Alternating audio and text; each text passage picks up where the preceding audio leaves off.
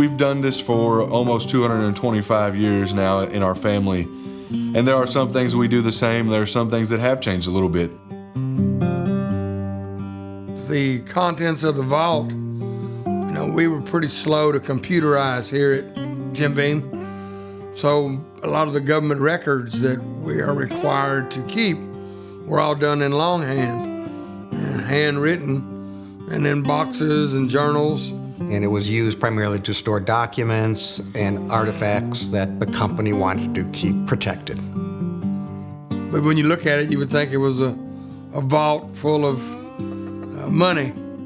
You do have to stoop down considerably to get into it. It's more or less like a half door. Never found any legal tenders in there, mostly papers.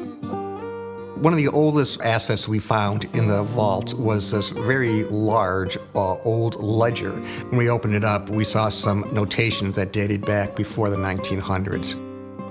As far as I know, it's probably one of the oldest assets that we have in our possession. The Jim Beam label didn't come about until well after Prohibition. If you look back in some of the old ledgers, you could see even before we were bottling bourbon, Jim Beam would call Old Tub, because in his handwritten ledger, it might say Fred No, 2 quarts, Old Tub, $1. There were a number of old bottles we located. Most of them were empty, but still, they're still priceless because Jim Beam has made a number of different whiskeys that we're only now still trying to track down, and we are still discovering new products that they made.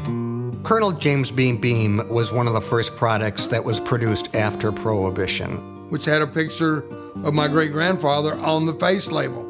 That was the early version of the current Jim Beam label. It was the predecessor to Jim Beam. Now, as far as we know, we didn't start referring to Jim Beam bourbon as Jim Beam until circa 1940, 1941. We still haven't 100% documented exactly when we made that switch. But Colonel James B. Beam was one of the primary brands, along with Old Tub, after Prohibition. And then Jim Beam passed away in 1947. That's kind of when the package got redesigned and just called Jim Beam.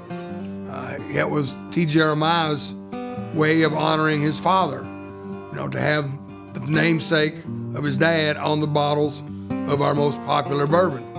And now today it is the #1 selling bourbon in the world, bears my great-grandfather's name. A lot of the products we have, it's about maintaining that consistency, and sometimes maintaining that consistency is harder than coming up with innovations and variations, because you're looking at 225 years of a legacy.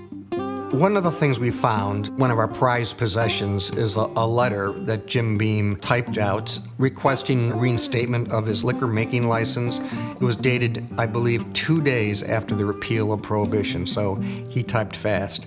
We discovered this also in the vault was a telegram dated a number of months later from the government approving their request too. So you can say that the Jim Beam company that we know today really can trace its roots back to that letter because that really helped launch what we could refer to as modern day Jim Beam brands.